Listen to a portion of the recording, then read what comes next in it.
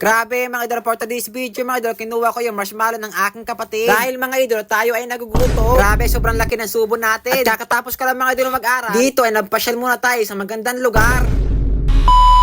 Tara, samahan niyo muna ako dito mga idolo kumain. Dahil tanghalian ng mga idolo, ako ay nagugutom. Tinignan ko mga idolo kung meron pa sa akin natirang ulam. Buti na lang mga idolo ay meron pa sa atin natirang ulam. Di ko na kasi kinaya yung gutom ko mga idolo. At dito pala mga idolo, ito yung kusina namin. Minsan mga idolo, sa banggatin tayo nagluluto. Dahil sa sobrang pag-ulan mga idolo, ay dito muna kami nagluto sa silid. Ang aking ginagawa dito mga idolo ay kumukuha ng ulam. Kumukuha pala ako mga idolo ng kanin. At dito mga idolo, ito yung aking kapatid. Galing ata itong mga idolo sa birthday yan. Sana all mga idolo, meron siyang marshmallow. Dito ay susubukan ko ng sumubo.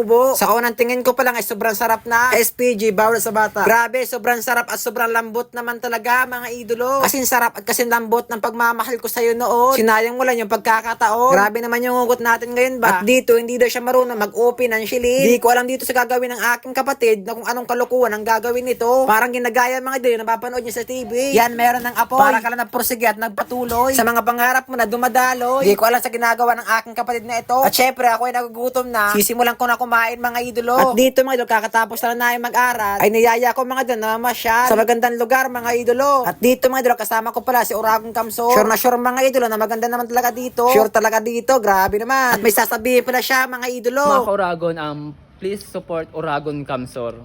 Yan po kita dito sa CWC po. Kaibanan ko po si Alex.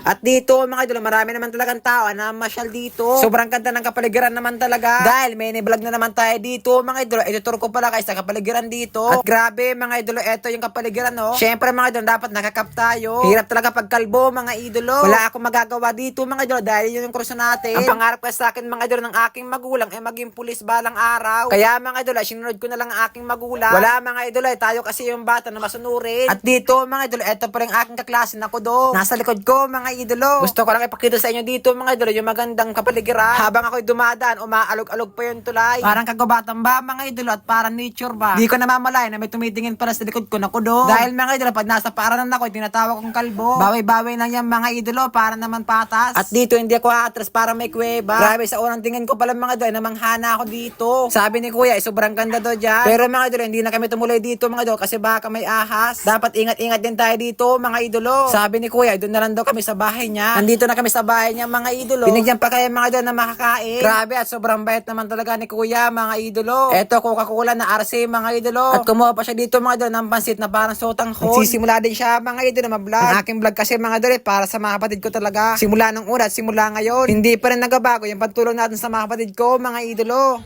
Yan mga idolo, maraming salamat po sa lahat. So minsan napapatawa tayo kasi baka sabihin nagbabaawa.